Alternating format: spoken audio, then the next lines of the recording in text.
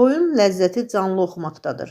Əgər sən oxuduğun toydan 5-10 dənə toy sifarişi almırsansa, deməli sən heç müğənni deyilsən. Müsavat.com xəbər verir ki, bu sözləri rəngarəng verilişində qonaq olan müğənni Zemfira İbrahimova deyib.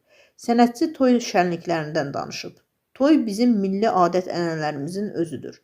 Toyda canlı oxumaq lazımdır. Amma indi bəzi sənətçilər var, 10 gün öncədən başlayır hazırlaşmağa ki, toyda nə oxuyacağam. Hətta yarım saatlıq fonoqram yazdıranlar da var. Burada da günahı toy yiyəsində görürəm. Demək ki, o belə istəyir. Toyda yorulmaq lazımdır. Pulu halallıqla qazanmalısan.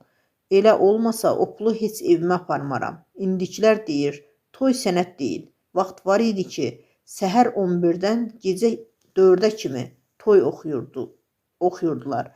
Bir çox müğənni musiqinin səmtini dəyişdi.